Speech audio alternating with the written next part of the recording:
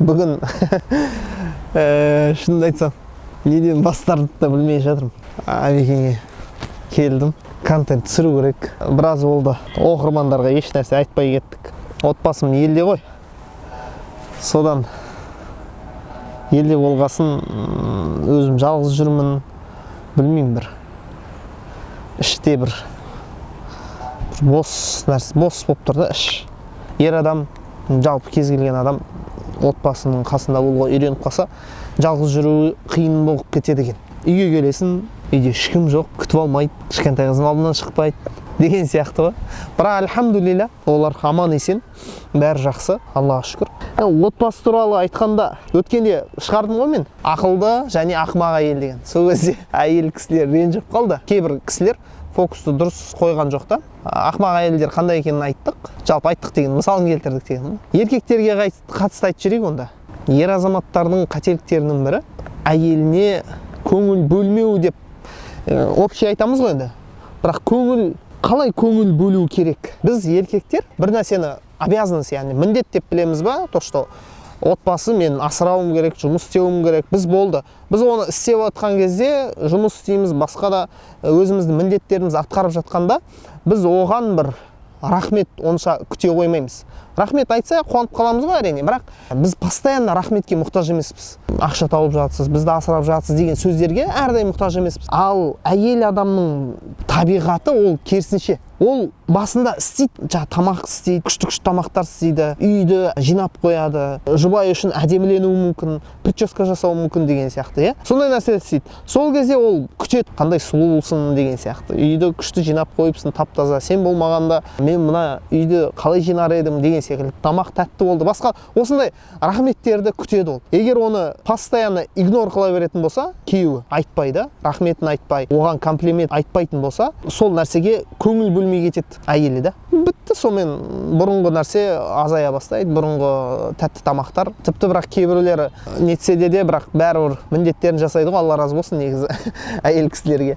Сондай, мысалы бір жағдай болған. Сахабаның есімін ұмытып тұрмын, бірақ мына кітапта бар, оның қай бетте екенін есімде жоқ. Әйел кісі болған. Айша анамыз, пайғамбарымыз саллаллаху алейхи вассалам жұбайлар отырған кезде сол жерге келеді де. Әйел негізі өзі асылы өзіне қарап қалған әйел болғанда, ол келбетіне, киіміне назар дұрыс жүретін болған, опрятный дейді ғой. Келген кезде үсті басы алба-жұлба, енді салақ әйел ұқсап кеп тұр дейді да. Таңғалады да, неге олай деп. Сонда сұраған кезде менің күйеуім күні бойы ораза ұстайды, түні бойы құлшылық етеді. Яғни көңіл бөлмейді деген сөз. Қасында болмайды. Қасында болған күннің өзінде енді ораза болған адам әйеліне жақындай алмайды ғой. Түнде ол намаз оқса, ол кезде де әйеліне жақын. Былайша айтқанда, әйелменен қарым-қатынасы өте аз болған. Сонда пайғамбар саллаллаху алейхи вассалам осыны айтады. Сөйтіп пайғамбар саллаллаху алейхи вассалам ол жігіттен сұрайды: сен, субханалла, қараңыз, мен алла елшісі саллаллаху алейхи вассалам атынан өзімнің ойымнан құрастырып айтуыма болмайды бар ғой. Мына жерде мен нақты сол жерді тауып алып айтсам дұрыс болатын еді ше. Есімнен былай шығып тұр да ше. Бұл кітап өте керемет,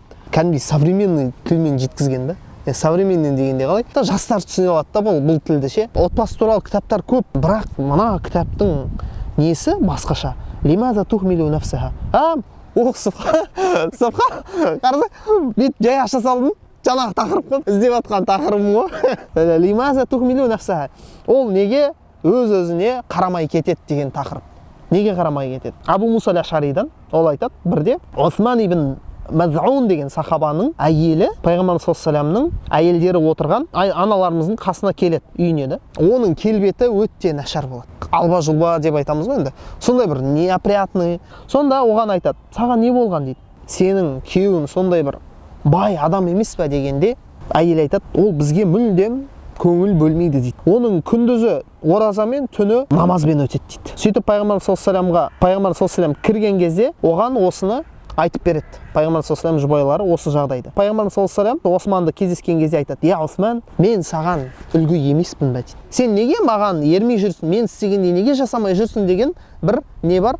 Пайғамбар саллаллаху алейхи вассалам ескертуі, сөгуі бар да.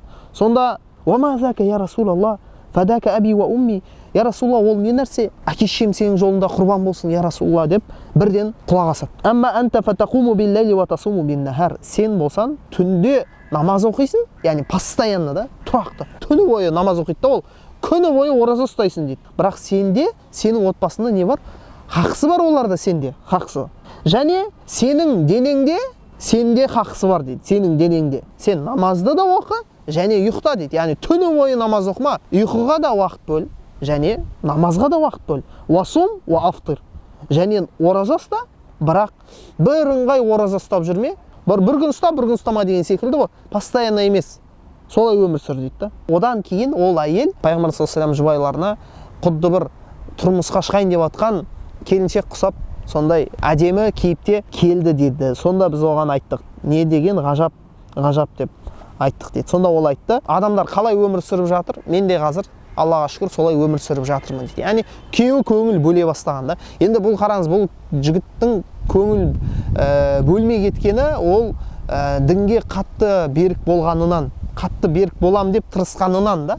Ал біз не нәрседен көңіл бөлмей жүрміз? Инстаграм, достар, жігіттер болады, достарына, отбасынан көп уақыт бөледі. Бірақ ол достарына емес, отбасына жауап береді ғой ақыретте. Сондықтан біз отбасымызға көңіл бөлуіміз керек, ер азаматтар. Сіз жауаптысыз. Бақытты отбасы қалайсыз ба? Отбасыңызбен сөйлесіп, қасында болып, бір отбасылық атмосфераны жасауға тырысу керек қой.